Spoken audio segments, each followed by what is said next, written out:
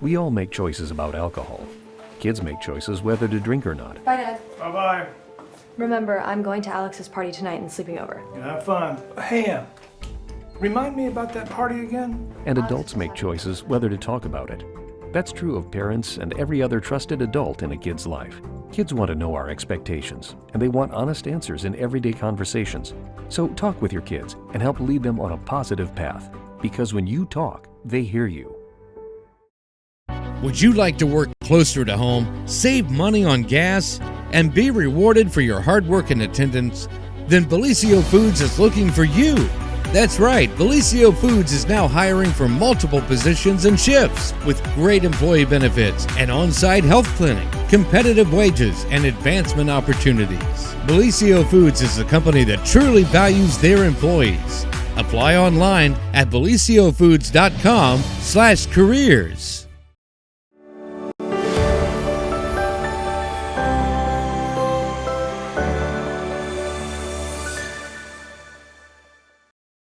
Well, good morning, everyone, and welcome to the morning show right here on Main Street TV. Of course, it is, Tuesday. And our friends from the Jackson Library are here, and we also have another special guest here. Kind of ties in with the library. Yep. Yes. So our good friends, introduce yourselves if you don't. I'm sure people know who you are by now. Yep, but I'm Roger Donaldson, the library director. I'm John Simmons, the adult assistant program coordinator for the library. That's right. So Roger and John stopped by today and brought a special guest, and we'll be talking about a presentation that's going on tomorrow evening at the library. But since you guys were here, they tried to get out of talking with me, but I wouldn't let them because, that's just how I am. I thought we'd put you guys on the spot and talk about some of the programming and stuff that's coming up, if you don't mind. Yeah. Let's see here. We have our new book club that'll be starting at the last Friday of every month. It's Books and Brews, and it is at Sixth Sense Brewery. Yay! Yep. We'll be meeting at noon, so if anybody can get off for lunch, come to the brewery for that. And the plan is we're going to be reading classic literature. And Cool. I'm going to try to keep them short, about less than 300 pages. Our book list is on the library's website. But the first meeting we'll be having will be just informational about it. So you don't have to come super prepared for the first meeting. And we'll have the books. The first one we're reading is Animal Farm by George Orwell. Yes. So that's like 100 pages. Yeah. So pretty easy to get through in a month. I think I have that book at my house. And we'll be doing the discussion for that the last Friday in February. Okay, cool. We'll have the first meeting at the end of January just get the book, and then the discussion will be in February. What else we got going on, Roger? We got an art show coming up. Kirsten Williamson from Hope Haven, which you had on your show. Yeah, she was a guest a while back. She brought her calendar. We are going to have a reception for her. That is going to be on the 19th at 5:30. And if you can't make it to the reception, her art's going to be up until February 10th. Okay. So if you can't make it that night, you can still stop into the library anytime to see her art. Very gifted young lady and sweetheart to boot. Yep. Mm-hmm. Yeah, and she, I think at least at the opening reception, she should have her calendars that she made for 2023 for sale. Yeah, and the cool thing about that, in case you don't know, Kirsten is a student at Hope Haven, but she wanted to do something to help the school so that the kids have opportunities to go out and do other things. So she put her artwork on a calendar. She's selling it, and the proceeds are going to help events for the kids at Hope Haven for them to do things, which is really cool. Yeah, and all the artwork is really cool in the calendar, and it's like for I think January and December. There's kind of like a Christmassy theme, so it would have made like a nice T-shirt or something. So maybe next year they can do print T-shirts here at Total Media or something to sell. But yeah, her stuff's really cool. So it'll be a regular opening reception. There'll be some snacks, drinks. She'll be there to talk about her work. So definitely encourage everybody to come to support her. Yes. Then other than that, we have our normal slate of programs that we do. Our preschool story time and toddler story time started back up Preschool story times on Mondays, toddler story times on Thursdays. It's at 11. And then on Tuesdays, we have our library after hours, which starts at 6. There's Roblox for the little ones. There's Legos. There's board games for adults. Then right before that, we do an after school art club, which is basically just we put the art stuff out, and then the kids can do whatever they just kind of drop in and make something, and just something to entertain them. And that's every Tuesday? Yep. Mhm. Cool. Yep. After school, usually around 3-4 o'clock. Just stop pop by and in, do yeah. some art. Mm-hmm. Yep. And then on the Wait, is that the one where you guys got the idea to do spray painting? that was that a whole teen- different one? Yeah, I think that was just That a was a teen event. project. And it turned out pretty well. Yeah. We Ian's- were all like, yeah. you're going to give kids spray paint. Awesome. Yeah, there wasn't. Yeah, we didn't have too much graffiti to clean up.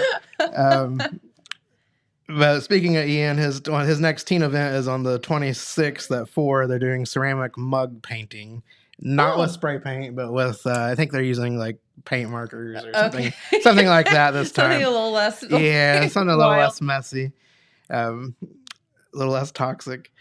Let's see, what else do we have, John? On January is National Hot Tea Month. So we are going to be having on the 26th a tea party, and we're going to be doing a craft where people can learn how to make their own tea bags using loose leaf tea. That's awesome. Mm-hmm. So And that's when? The 26th at 5:30. Okay. So we're going to have the opportunity for people to learn how to make their own tea bags and Are we going try to drink tea? Drink tea too. Try different flavors. I love So that'll be a fun event. Yeah, that'll be good. You get your pinky ready. Mhm. Yeah. Yeah, and then let's see, the 18th, which is next Wednesday, I think, at 1 o'clock, the Area Agency on Aging will be there to help people select their Medicare supplemental things to help That understand that, because is- that's something that we've had a lot of people ask about. That it seems very confusing. So Yeah. there's a lady that does just that for the Area Agency on Mhm. Aging, and she was nice enough to come to the library. Yeah. to- So so you can just drop in. if you're and getting she'll ready help to you out. retire or you know somebody at that age, it's It kind is. of a nightmare to navigate. So It is, and this is it's the nice to open have help. enrollment time, and you Yeah. got to get it done though quickly. Yeah, I know our good friend Nan Miller retired on us, and so now there's another very generous human with their time because Yeah. if you know what you're doing, it's super easy. If you don't, which Yeah, and it's one of nobody those does, things- it's impossible. Because you only do it once in your life, Yes. basically. You choose, and then you're pretty well done. So yeah. Yeah, it's so stop by. That's a very helpful resource. Thank you guys for doing that. But the big thing we've got is tomorrow night. Yes. We have Cameron Jones coming in and do a discussion about the Mothman. That's so fun. What time and is that? That is at 6 o'clock, and you'll be talking to Cameron in just a few minutes. Yes, and he is here, and he has been very, again, generous with his time, and we talked a lot off the air, so this is going to be, he's full of it, isn't he? Yep. Yep. In a good way. Yeah, yeah, in a Yeah. good way. Full of knowledge. But no, so how did you find Cameron? I don't really know how we stumbled upon him. He's been to the library for several events over the last few years. I think we did I don't remember what all we did. We did a ghost hunting thing, maybe, or we did a UFO thing, I think, once. But Mhm. yeah, they've always been very popular. And Cameron, he knows his stuff. He's involved in a lot of different organizations, and Yeah. where they do a lot of share a lot of ideas and evidence and things like that. So But he was saying that he's, always been really into and fascinated by the Mothman, and that certainly is whether it exists or not. yeah, But it's something certainly that- lore that affects our area. yeah. Mhm. So everyone in this area knows the Mothman. I mean, if nothing else, you drive down 35 and there's the giant billboard now for the Yeah. Mothman Museum. Yeah, and I think, I don't know. I mean, maybe I only hang out around weird people, but most of my friends have always made the pilgrimage to see the big Mothman statue Hey, that's in Point Pleasant. I have to admit, So- did I tell you about this, Jamie? Yeah, that you guys were in Golf Police and We were decided to down drive place, over. And I was like, drive across the bridge. He was like, why? I'm like, just drive across the bridge. We're going to go see the Mothman statue because we never had before. So yeah, so we went and got our picture taken in front of the Mothman because I just feel like it's a rite of passage. Yeah, and whenever, I mean, the times that I've gone, I usually go about once a year because I kind of just like the Point Pleasant area, and the riverfront and stuff. Pretty. But yeah, there's always a line of people waiting to get their picture taken there. So yeah, it's nice. There was a couple there. They were having a full-on photo shoot. Like, okay, now, like he was taking her picture and she was taking his picture. And I was like, well, do you want me to take your picture together? No. I wonder how many. I'm like, okay. How many senior pictures that the Mothman's in, or like prom pictures? How everybody here goes to that gas station on Huron Street, and like there's kind of the stereotypical pictures in this area, the alleyway by Sherwin Williams, yes, and things exactly. like that. Yeah, I wonder how many pictures Mothman's in for the yearbooks and things. That's hilarious. I never thought about that. Well, very, very cool. Is there anything else you guys wanted to mention before we get Cameron over here? I know you guys just have so much stuff going on at the library. We want to thank you for all the programming that you do. We always got stuff going on. We're not just books. So there's more to the library than just books. So something for everyone. Computers, you need to make copies, send faxes, movies, DVDs, access to apps so you can get digital books, ebooks. Yep. Stop in the library, come see us. Pet the guinea pigs. Yep. Yeah, I am. We got two Are they guinea still pigs. there? Two guinea pigs, yep. They're more like the size of cows, but yeah, they're well fed and well. I walked by, I was like, they really are loved. huge. I've never seen guinea pigs so big. So cool. Yeah, what are their names? Gwen and Biggles. Gwen E. Pig. And then Biggles. Because Gwenny Pig is just cool. Biggles is a character from a kid's book from like the 40s or something, I think. He was, or maybe it was earlier than that. I don't know. It's like a World War I pilot that was named Biggles. Gotcha. It's just so that name kind of fits in with the library theme, but Gwenny Pig is just cool. We also really appreciate puns and humor at the library. You're so punny today. Okay. All right. We'll be going with you so Cameron can come over and we can talk about switch out with Cameron. And encourage stuff. everyone to come out to see Cameron tomorrow. Whenever we do the paranormal presentations, they're always pretty highly attended. We did a ghost one a couple months. There's about 50 people there for that. Oh, you're kidding. Wow. Bigfoot one recently had about 40. So we want to encourage a lot of people to come out tomorrow. Yep. Love that. And that's the whole point. Fun things at the library. Mm-hmm. Yeah. All right. Well, come on over, Cameron. All right, thanks for having us. We'll kick these guys out. Oh, thank you for stopping by. It's always fun. So we'll push him around that way. And our sweet intern, Dylan, has been feverishly coming up with pictures and things to show. Welcome, Cameron. Hi. It's so good to have you here. I'm excited. I don't think I've ever been on TV before, so it's exciting. Well, here you are. First time for everything, right? Right. You have the prettiest hair. Oh, thanks. I Look try. at that hair he's got. Thank you. All right. So tell everybody, you're kind of you don't just talk about Mothman. It's not just what you focus on. So what are some of the things that you do? Yeah. One of the main things I'm involved with is I help run a UFO organization in Circleville, Ohio. Okay. That's where I'm from. Roundtown UFO Society.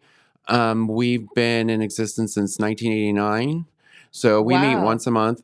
We are one of the oldest UFO groups in the Midwest. Wow, that's awesome. Yeah, a lot of them come and go, but our group's been around for quite a while.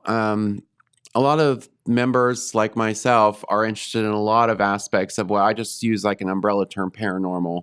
And when I say that, it can mean UFOs, cryptids such as Bigfoot, ghosts, and even the Mothman. Sure. So, officially we're a UFO group, but we our topics can go, like a lot of us are into the Mothman, ghosts. So it's a really great group of people. So that takes up a lot of my time. I'm also involved in the Ohio Bigfoot community.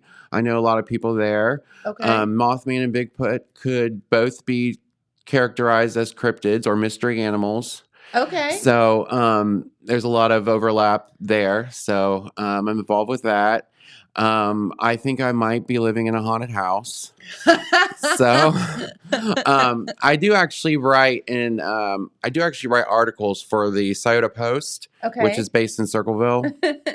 And I wrote an article about the paranormal activity in my home, and it was really popular. So I think I've written 4 or 5 of those now.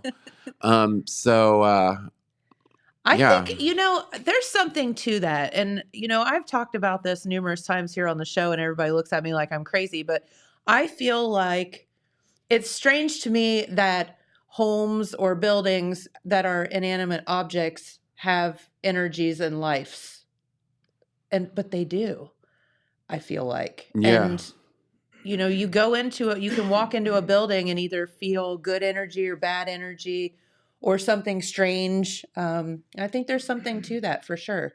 So when you say your house is haunted, I totally believe you, because I think there's just weird, sometimes energies that I don't know if they're caught up in a home or whatever, but. Yeah. I think a lot of us can kind of feel the energy when we walk into a building, whether positive or negative. And For sure. yeah. So I've been writing about that. So I'm involved with a lot of stuff, but Mothman is, I would say, my passion. Mothman is what I devote a lot of my time to researching and talking about. And but yeah, I'm involved with a lot. Yeah. Very cool. And so my goodness, we could have you back like 50 times and talk about all kind of different topics, couldn't we? Yeah, probably. Yeah. So with UFOs, it's kind of like all of these things that you can't necessarily explain them definitely, but people are seeing things. I've seen UFOs. Doesn't mean there's little green men flying them, but that means that you're seeing something that you can't explain, right? Yeah, exactly. I think, yes, a lot of people see these things. I don't discount any story that I hear. I think it's something like, here's a really famous poll, a really large poll. It's, I think it was over 50% of Americans believe that there are unidentified craft flying in the skies. And so, yeah, people are seeing these things. I think it is unexplained. It is mysterious. And I think that's what interests me in these topics, is that I've always kind of been drawn to things that I can't understand because I want to understand them. Yeah. So I do all this research and talk to people who see these things or who know about these things, because I think I just deep down, I think I want to understand them. So I try to dissect them and research them.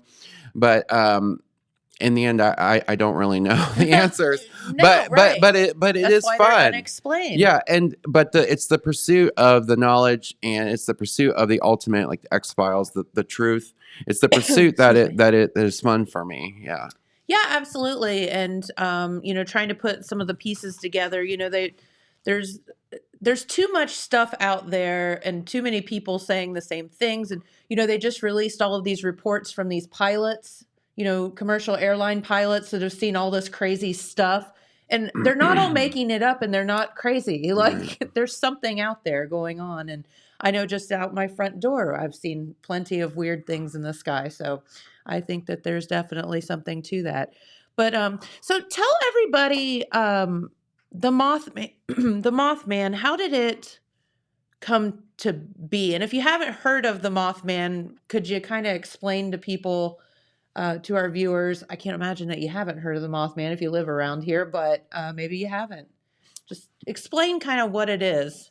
Yeah. So the Mothman legend, and when I say legend, I don't mean to say that it's something that is not true, because sometimes I tend to say legend, and people think, well, legend means something's not true, but I'm not using the term legend in that sense.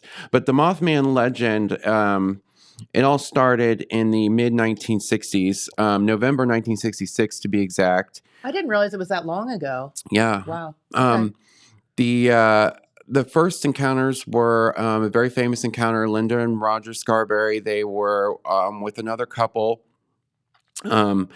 They were driving around a lot at that time, driving outside of Point Pleasant in what's known now as the TNT area, which is now the McClintock Wildlife Preserve. At the time, that was a popular hangout for teens. They would go out in the country, they would drive around, they would have fun. Well, this couple and their friends were driving around out there, and they had an encounter with what they described as a tall, 6-foot creature with huge, up to 10-foot wingspan. But the most distinctive feature was the red eyes. Yes. The Mothman, the classic eyes of the Mothman, and in the red eyes. When they saw it, it scared them all enough to where they took off towards town, driving back into Point Pleasant, and the creature actually flew with them and was flying over their car, flying beside their car. These kids were scared to death. How old were they at that point? They were high schoolers. Okay. I think they were seniors. So they were around that age. Yeah. Okay. And the creature kind of gave up the pursuit at the city limits, and they were scared enough that they went to the local police station.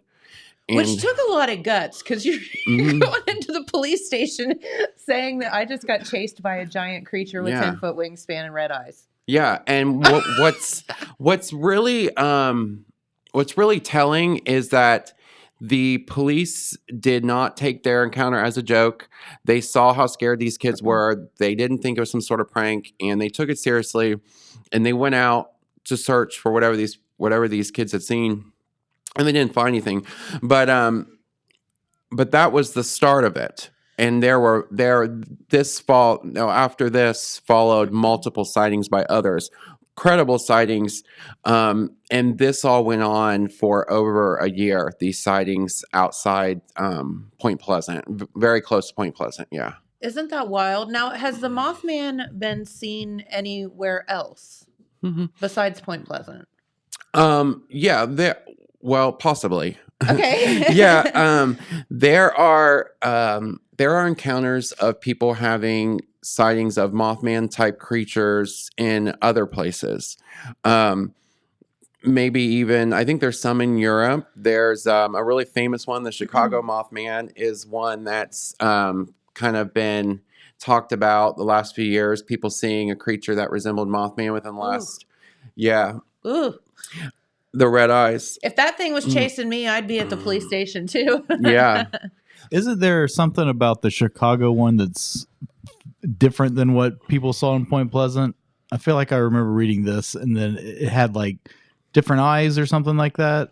Am I imagining that? No, that definitely could be true. I can't remember off the top of my head what the differences might be. I thought I remembered seeing something somewhere that it was, they called it Mothman, but they described it differently. Yeah, just to kind of confuse it all, there's something called, there's encounters people have had which are described as flying humanoids. There's a really great book, Encounters with Flying Humanoids, written by Ken Gerhardt, who I know. What's a humanoid? A flying humanoid would be something like Mothman, to where a humanoid type shape. So you're talking about like bipedal or legs. So something that's vaguely man shaped, but that flies. So obviously would have wings. Oh my. Now, is this separate from Mothman? I don't know. Like I tend to think of the famous Chicago sightings as a flying humanoid encounter. Now, is that Mothman? Possibly. Is that what Mothman is? It could be. But yes, to answer your question, there have been sightings outside of Point Pleasant. Now, whether these are credible or not, I'm not sure. Okay. But there have been. So you were telling me, you want to get that furnace? So you were telling me, I think off the air, that you have actually spoken. You spoke to one of the original people that saw the Mothman, like originally. Yeah. How did that go? Yeah, I actually got the chance to meet and speak briefly with original Mothman witness. she was the one who originally saw the Mothman with her boyfriend. I got a chance to talk to her, Linda Scarborough. I was trying to remember her name. I got a chance to talk to her before she passed away. Her sighting was interesting in that she was truly kind of haunted by the experience. Like a lot of these Mothman witnesses that I've spoken with, they were just kind of just perplexed about it all. But Linda was truly haunted by it till the day she died. There was something about the encounter that really, really scared her and affected her in a lifelong type of way. Oh wow! So her sighting is always did you feel kind of. that like when you talked to her, Yeah, like yeah. you could tell that wasn't an act or? Oh yeah, totally. Like when people ask about the possibility of a hoax or a misidentification. With Linda in particular, I don't see how anybody could talk to her and talk about her story and think that A, she was making it up, or B, that it was a misidentification of something very simple. Like I think she saw something truly terrible. Well, terrible in the sense that it upset her.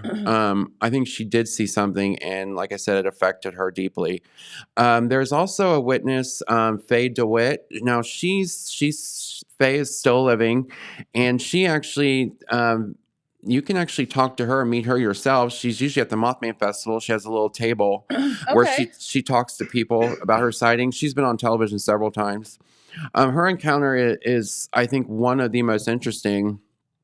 So I've talked to Faye several times. And see another one that I've spoken with, Linda Sigmund. I've known her for many years. Linda saw the Mothman again in the 1960s outside of Point Pleasant. Her sighting was interesting in that it was combined with a UFO sighting. She says she saw a UFO Mothman in the same area. She saw a UFO, and then she says she saw Mothman. And so her sightings of note because of that. And that's something that goes back to the time. A lot of people don't realize that at the time the Mothman was seen, the Point Pleasant and the entire Ohio Valley was in the midst of a huge UFO flap. What they call it a flap, which is when a lot of people are seeing UFOs. Oh. Yeah, at that time. Did he come on a UFO? It's possible. There were so many UFO sightings at that time that when the Mothman sightings first started happening, some of the newspapers actually referred to him as the UFO bird. Because he was seen at the same time as all these UFOs, and people couldn't help but wonder if there was a connection. So yeah, to circle back, yes, I have spoken to a few witnesses. Not a whole lot are still living or able to tell their stories, but the ones that are, I have spoken with. Isn't that wild? And so, I mean, back then you didn't really have like social media and all of that stuff, right? So did you find that people were telling the same story? Mm-hmm. Were they describing the same thing? Because they wouldn't have been able to get online and like read about it and then make it up, right. Describe it later. Yeah, I think the sightings, the descriptions were, I would consider remarkably consistent. Okay. And that most of the details were very, very similar. Now, there were some small discrepancies, but some people said he was bigger or smaller. Some people said that he had more of a neck. Some people said he had, not really a neck. But overall, the sightings were very consistent and similar. Any kind of small discrepancies I could definitely put down to these took place at night for the most part. Okay. So, and people were seeing him further or closer. So, but yeah, so I think that adds to the credibility and the fact that they were consistent. Yeah. Yeah, definitely. I think that that's like one of the things that's remarkable to me is people were telling exactly the same story. And when people are telling exactly the same story, they can't all be making it up. Yeah, exactly. So they were seeing something. Yeah. So let's go, because James brought this up earlier. There's a bird out there called a what crane? Sandhill crane. A sandhill crane, and some of the skeptics out there like to say that this is what people were seeing. What would you say to that? Yeah, this theory came about shortly after these sightings. It was put forward as a possible explanation to what people were seeing, the sandhill crane. Because as you said, people want an explanation for things. Exactly. Sure. And it is a large bird. And when it's on the ground, it stands high for a bird. And it's distinctive, and it's the red patches on the face and the eye area. So people hypothesize, say that, the red patches saw red eyes. It is a very famous explanation that's been put out there. But that bird's white and the Mothman's not, right? Yeah, the Mothman was always, to my knowledge, described as dark black. The witnesses I've spoken with and the people who saw the Mothman themselves, they don't consider this possibility as being, they say this is not what they saw. That's what I'm trying to say. Yeah. They're like, I don't know what I saw, but it's not that guy. Yeah, exactly. And I again, people want an answer. Some people they didn't like this huge unknown, and they wanted to solve it. And this was one of the things that was put forward. But the sandhill crane explanation is, in my opinion, not consistent with the witness reports. Okay. Yeah. Okay. Yeah. And you've actually spoken with these folks, so that makes total sense. What are there other explanations? Yeah. There are quite a few, and I think all of them are really interesting. So we just kind of went over the misidentification of known animals. So that would be a sandhill crane or large owls. That was one that was thrown out there. So that's a possibility. Yeah, but what owl has a 10-foot wingspan? Yeah, exactly. I think it was and legs. A very famous, long legs. A very famous skeptic. I think it was Joe Nickel. He was a real big proponent of the people were seeing owls in trees, but no, not very likely. But there are others. There's a possibility that Mothman was considered a true cryptid, which would be a mystery animal that is as yet unknown to science and not recognized. Yeah. So that's same a as possibility. Kind of Bigfoot, probably. Yeah, exactly. That's a possibility. Some people think Mothman could be an interdimensional being. Which sounds kind of crazy. Means. What is it? But yeah, which would be something that is kind of alien to this world, and kind of comes in and out of other dimensions. And now other dimensions is interesting in that science has not ruled these out. They think in theory other dimensions are very possible, and it's a possibility that this creature was not from our dimension but from another, and he was somehow crossing over. And so people were seeing this thing. Yeah, which is possible. Well, I mean, okay, so how arrogant can we all be to think that we here on Earth are the only beings out there, right? Right. Come on. Yeah. Yeah, that's and it's true. a great big old universe out there. So to say that there's weird things out there or things that we don't know about, I think is very plausible. Yeah. There's definitely a lot we don't know. There's another thing. Some people say Mothman was an angel. There are people who think Mothman was a demon. So there's was he good or was he bad? Yeah, that's like a really big question in a lot of people's minds. So I guess it just depends on the individual witnesses' experience, kind of what they took from it, what they thought it was. So did you talk to people specifically that thought the Mothman got a good vibe from the Mothman versus the Scarberry lady obviously did not get a good vibe from that. So did you talk to anybody that did? Yeah. I would say most encounters that I know of were kind of neutral, and that they didn't really this thing tended to scare anybody who saw it to some extent because it was just scary. Yeah. So you had that, but most people were just like, I don't know what that was. So Dylan's got some pictures up here of different kind of like Mothman depictions, which I think are interesting because there's a whole lot of them out there. There's so many individual kind of depictions that a lot of artists have put forth their version of Mothman, and it's really interesting to me to see it all. Is that the museum there? Yeah, okay. That is the museum. Somebody actually wears that costume during the festival and walks around in it people take pictures. How funny. And if you haven't been to the Mothman statue in Point Pleasant, it's pretty cool. You can actually just put it in your phone. It's got its own location finder, so you can do that. And that's the statue there. Did you get his butt, Dylan? No. Okay. You got to get his butt, Dylan.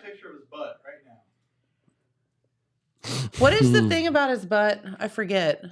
It's just shiny. It's kind of got its own fan club, I guess. Does it have its own Facebook group and stuff? It might. I think maybe it might. It's very it's kind of distinctive. But it's funny when you drive in, if you drive in that way, that's obviously the first thing that you see. Because if you don't drive around the block. So it's pretty funny. But the Mothman Museum, does Jeff own that, or does he run that? Yeah. Jeff, my friend Jeff Wamsley. Yes. He runs the Mothman Museum. He's the creator of the museum, and he still runs it. And it's right beside the statue, so you can't miss it. Yeah. Oh, the new facility they have that they moved into a few years ago is fantastic. It's upgraded. It's modernized. It's it's about 3 times as big as the first one that I went to. His first building he had down the street. Yeah. Jeff is the most knowledgeable person in, I would say, the United States on the Mothman. Yeah. Yep. And he's often at the museum, and you always see him at the festival. His daughter Ashley is also involved with the museum and the festival now, and she's really great. So yeah, anything and everything you want to know about the Mothman, the museum has it. Yeah, they have some really great stuff in there. So what would be some of the stuff? I mean, I would definitely recommend people stop by and see the museum, because there's props from that, I'd like to say, godforsaken movie that they tried to put out with Richard Gere and whatever, that I think it probably flopped. I don't know what they were trying to do with that movie, because it didn't really depict the Mothman the way that I guess that I thought it should. But what did you think of that? Well, the Mothman Prophecies, yeah, you're right. It was Richard Gere and I think Deborah Messing. Deborah Messing. Well, she lasted about, spoiler alert, 3 seconds in the movie. That's true. And I think she was really big at the time, and she was used heavily in the promotion. So that was everyone was like, what? Yeah. Yeah. Yeah, it was based off a famous book by John Keel. John Keel is, I think he technically went by a UFO researcher. He was down here, and he was involved in a lot of the key events at the time, and he ended up writing his best-selling book, The Mothman Prophecies, which I recommend. It's really great. The movie bears little resemblance to the book. So that's kind of rude, I think. Like, not good. Yeah. They took the story to modern day, I'm pretty sure. Yeah. And they kind of pick and chose. They picked little aspects of the case and put it together, but it largely, I think, came off as like incohesive, confusing. Yes, very. And like, just like, oh, what did I just watch? Yes. Yeah. So it wasn't very well received. And being somebody who has read the book, I'm not a huge fan of it, but I guess it is part of the history. They did film down here, didn't they? Yeah, I think they did film along the river, possibly in Point Pleasant. But yeah, that was one thing I will say about the film is that it kind of brought the Mothman back into public consciousness. Sure. And I think the first festival was like a year after the movie. The first festival was shortly after the movie came out, because it kind of renewed this interest. I gotcha. And you had witnesses coming forward, and I think even John Keel came for the very first festival. He kind of he was there, and that's when they dedicated the statue, I think. So the movie, I think, was good in that sense. that it brought this renewed interest, and it brought witnesses out who said, well, I was there. I saw the Mothman. Do you think that it kind of died off because people were happy to forget it? They didn't want to remember it? Or do you think it just died off because it happened a long time ago? Yeah. Well, we mentioned briefly about the Silver Bridge disaster. Yeah, and there's the that's the famous poster. Yeah. The movie is just not very good, but I feel like everybody should watch it. But I feel like if you're from this area, it's kind of a kick in the teeth. Right. I get that. Yeah. It's just like not portrayed very well. My favorite part of that movie is when he's supposedly talking to the Mothman on the telephone and he's like, what's in my pocket? And the Mothman's like, chapstick. Yeah, I remember that. That's the best part of the movie. Oh God, it's so ridiculous. Yeah, especially like talking about it now, it sounds so crazy, doesn't it? Yes. But yeah, the Mothman sightings, the official kind of the original sightings ended in the mid 1960s, and it was largely forgotten about. I won't say completely forgotten, but it was largely forgotten about, maybe outside of Point Pleasant in this area, outside of this area, and was kind of brought back into the public consciousness with the movie. But I think those who saw the Mothman never forgot. You know what I mean? Right. Yeah. Oh, yeah. I don't know how you could. Right. I think it always stuck with them and it still stick with them. But the movie kind of brought that spotlight back on the town and the whole area. Yeah, that makes sense. Was the Mothman like national news at that point, or was it just kind of, regional? I think that's a really good question. I think it was regional. I know like the Athens Messenger reported on it. I think I've even seen a couple of Columbus Dispatch articles from the time. Okay. So I would say, if I'm correct, I'm thinking that it was reported widely in this area and up into Ohio and other parts of West Virginia. Sure. But I don't think, I could be wrong, but I don't think it got national attention at the time. Okay. But then again, we weren't in that 24-hour news cycle that we're in now where something 100%. happens and it's everywhere. Yeah. It was kind of a regional thing, if I remember correct. Which is even, as I stated earlier, like it makes it even more interesting to me that people are telling the same story because they didn't really have a way to, make it up, to research it and whatever. Yeah. Like, looking it up on the internet, you could be like, oh, they saw that. I saw a guy with red eyes and, whatever. And it's not like that. Yep. Very true. I think that's something you always have to take into account when you have a large number of similar sightings of something now is you take that first sighting more credible than you do the ones immediately after. But like you said, at that time there was no internet, there was no smartphones, no social media apps, so no digital pictures, none of that. Yeah, and I think that does add to kind of like the mystery and the credibility, maybe. Yeah, for sure. Well, I do want to you mentioned briefly for a second about the Silver Bridge and how, I mean, if you're from this area, you know about the Silver Bridge disaster, killed over 100 people, right? I think it killed 46, but it injured a lot. A lot of people, yeah. So the Silver Bridge and the Mothman, and that is portrayed in the movie very much. And there are some people that tie the Mothman and the Silver Bridge disaster collapse together. What do you think about that, and how did that all come to be? The Silver Bridge disaster, like I think, like you said, and it was it was obviously very tragic, and it impacted nearly everybody in the community, not just in Point Pleasant, but across the river in Gallipolis, and even, sure there were people here who knew people that died or were injured. Oh, yeah, absolutely. So it affected nearly everybody, especially in Point Pleasant.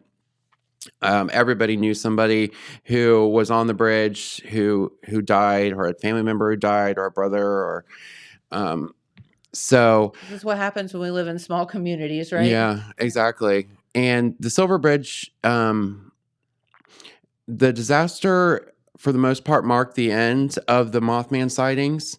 That was sort of like the final bit of this entire saga, this mystery. Now, was that because there was some connection with Mothman and the Silver Bridge, or was it the event was so tragic that people no longer had time for stories about the Mothman? Mothman, Because they were dealing with real life stuff. Yeah, exactly. Yeah. So for one reason or another, the bridge collapse is considered the end of those original group of sightings. Which yeah. Now, is there a connection, or is there not? That's definitely a big question. It seems kind of ironic that it was all at the same time if there wasn't a connection. Yeah, definitely. There's some people who wonder if Mothman is some kind of harbinger of doom, or does he come to forewarn of a coming tragedy? So, if that's true, that could be an answer. Obviously, I don't think anybody knows for sure if that's true or not, but there could be a direct connection between them in that sense, possibly. It makes sense, like he was here, he was trying to warn people that there was something bad going to happen. And then there are other people that would say, well, he made that happen. Yeah. Because he's evil or whatever. There are some people who say that. I think science can prove why that bridge collapsed. Yeah. There was a definitely a technical answer to the collapse, and I think it was because of the Silver Bridge and just the immense tragedy of it that new rules and regulations were put into effect for bridge construction and maintenance all over the United States, I believe. Yes. So they tried to have something come of it that would help prevent this kind of collapse disaster in the future. But yeah, I don't personally, I try not to get into my personal opinions on the case, but I will say that I don't personally think that Mothman had anything to do with the Silver Bridge collapse. Just a coincidence. Yeah, or tied in some other way, but I don't think he directly caused it. No. Yeah, that's just I don't get that because that's too scientific to prove. Yeah, exactly. Like why the bridge collapsed. Mm-hmm. I think everybody knows why the bridge collapsed. Yeah, it was a malfunction in the construction of it and the design of it. Yeah, my dad used to drive across that bridge a lot, and he said that it always freaked him out because it just swayed, and it was built that way, but obviously didn't work. Yeah, I think it was. Yeah, a suspension bridge, I think, is what it was. The style, but yeah, it was made to move. Yes, it moved. Yeah, like so that would be kind of scary to cross a bridge and feel it moving. Yeah, yeah. Like there's a really famous piece of video of a bridge of that same type that's made to move in an earthquake, and there are people and cars on this bridge, and it's just like this, and it is. I'm sure it was scary, and you tell yourself it's an irrational fear, but in the case of the Silver Bridge, I don't think it was possibly. No, it wasn't an irrational fear because it ended up collapsing. Yeah, exactly. So I don't know. I tend to think that the Mothman, maybe would have been. It makes more sense to me because he disappeared after the bridge collapsed that he was trying to warn or notify people or something. Yeah. I think that's a possibility. There are people who say that they've seen the Mothman. They've seen Mothman type creatures before the Fukushima nuclear disaster. There's been the Chernobyl disaster. Okay. The Chernobyl nuclear power plant disaster. There have been reports of people seeing Mothman type creatures there. There are even a couple. I think there's one report of a Mothman type creature seen in New York skies before 9/11. Now, if those are true, I'm not sure, but it's interesting to think about. It's interesting to wonder if maybe there is some tie there between the Mothman and coming tragedy. If that's true or not, it's interesting to think about and wonder. Yeah. You wonder about when you talked about the multidimensional aspect of it, I wouldn't take anything off the table, of course, but like it would kind of make sense as to why he would appear and then disappear. That he's going somewhere else. Exactly. Like for some reason, when I think of the Mothman, I don't picture this creature like over there, like hunting for food and sleeping. Like it did seem like it was something that would show up and leave. It's like I'm here. Yeah, I want you to see me or something. Exactly. But it didn't attack people, or were there any cases of people saying the Mothman, attacked livestock or any of that stuff? No, not that I'm aware of.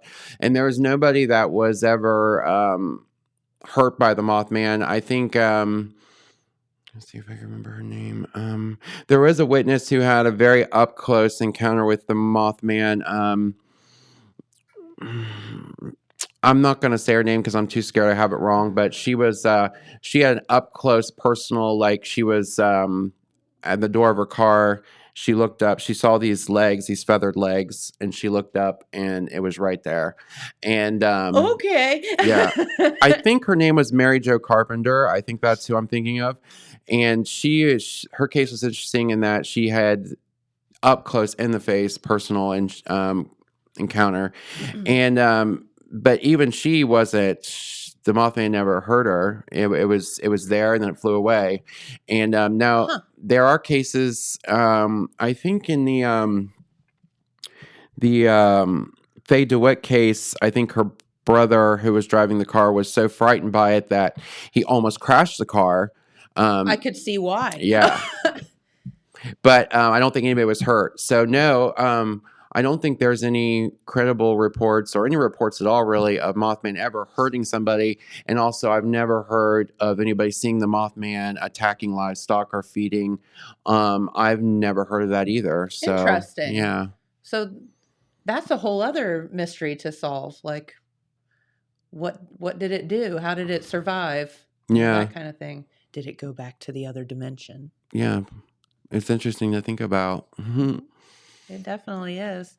So what are some of your favorite, Mothman accounts or stories or anything unique that to you that makes it interesting?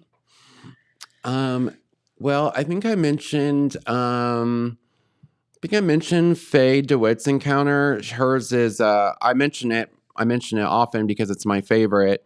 Most interesting. Her and her brother, they were young. They were teenagers. They were younger than the Scarberries, and they were out driving. And at one point, they noticed the Mothman flying along the side of their car, and it was keeping up with them, high speeds, and the brother lost control of the car and sped off the road. This was right in front of the old TNT power plant.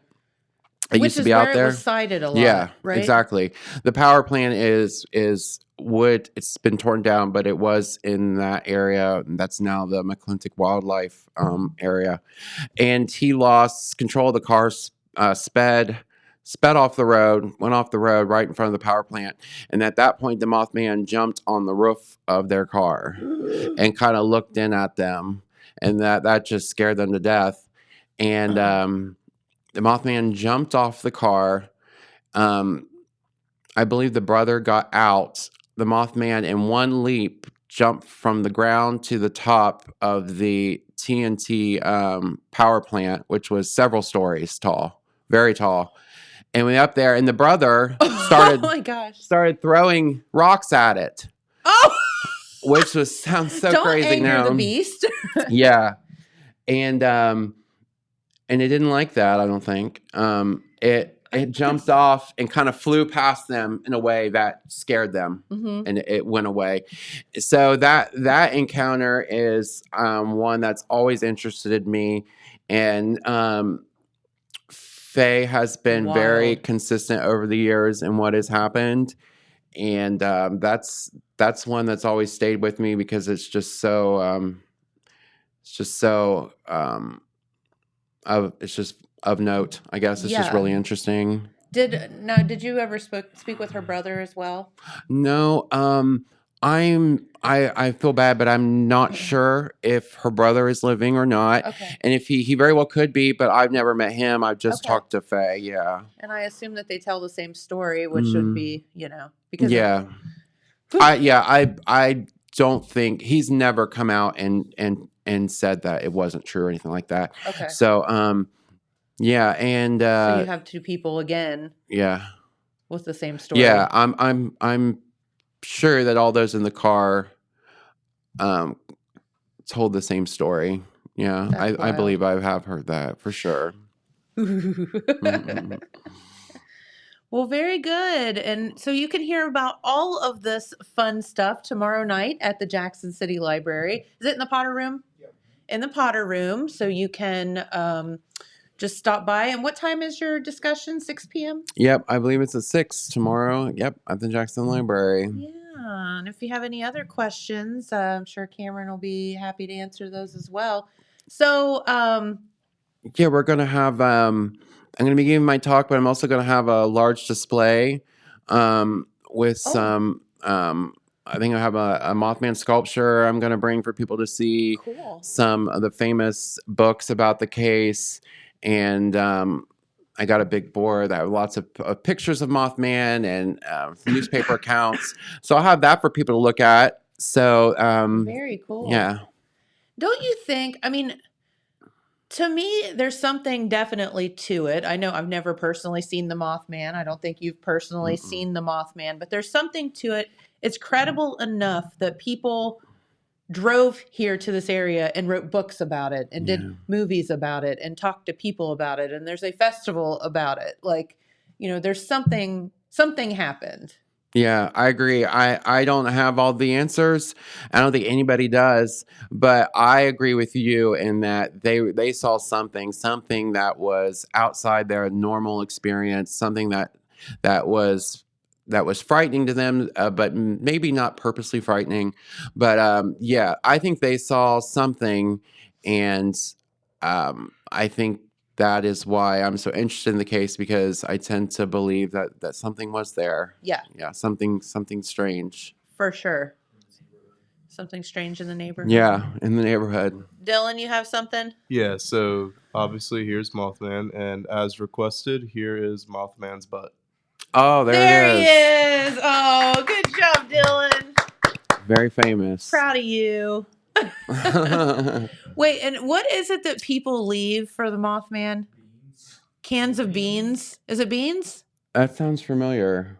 You guys would probably know more because I'm from a little up north, and you guys are more in the area. So I think, and they were like, please stop leaving beans. Please stop leaving beans. People were just leaving all these cans of beans around, and they were like, please don't do that anymore. The Mothman Museum, it has one of those 24-hour webcams on the side of the building, so you can watch the statue 24 hours a day if you're so inclined. Oh, you can? That's hilarious. Yeah, I think I have seen that feed somewhere. Yeah, they do. You're right. They have a camera out there. It's amazing though. Like I said, when Jamie and I just rando showed up on it was like a Monday afternoon or whatever, and there's people lined up. It's I would love to see how many people visit that statue. Have you ever seen the footage of the statue moving? No, I'm joking. Oh my God! You right now. That would be crazy. What? No, I'm just joking. I thought that would be funny. You about did me in. Well, Cameron, this was so fun talking with you today and learning about Mothman and how, he or she, I guess, could be Possible. moth woman. I don't know. I don't think we could be gender neutral here with it. But, how it affected our area and the fact that you're going to have a talk about it tomorrow. You're going to have lots of props with you, which will be really fun. So tomorrow at the Jackson City Library, Potter Room, 6 p.m., come see this awesome young man, and he will tell you all he knows about Mothman. Will you answer UFO questions too? Yeah, sure. Definitely. I think there's possibly a connection anyways between Mothman and UFOs. So definitely I'll answer and talk a little bit about that. Have you seen a UFO?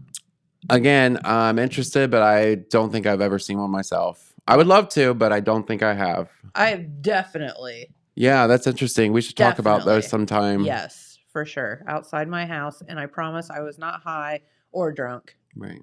Yeah. And I was probably high and drunk now. I'm just kidding. Not even. But my neighbor, the thing that I saw, my neighbor saw as well. So I thought that was interesting. Yeah. Anytime we hear those kind of cases where the neighbor saw something similar, those always kind of stand out. Yeah. As interesting. Very interesting. So there you go. All right. Well, Cameron, thank you so much for coming down all the way from Circleville today to talk with us and be here at Total Media. We appreciate you. Thank you. This has been really fun. I appreciate you having me here and come back anytime. Okay. We would love to talk about all the stuff that you know. Oh, thank you. I would love to. Yeah, absolutely. And thanks to the guys from the library for bringing Cameron in and talking about some of the things they have coming up. So, all right, got to get out of here for the day. Thank you so much for tuning in, and we'll be right back here tomorrow. Bye. This just in. The Telegram News has a new website. thetelegramnews.com. Same dedicated coverage. Same trustworthy news with a brand new look. Covering Jackson and Benton counties and surrounding areas. Locally owned and operated, thetelegramnews.com has its finger on the pulse of the community. Stay up to date on local events, high school sports, and breaking news. thetelegramnews.com. Subscribe today at thetelegramnews.com. Check it out.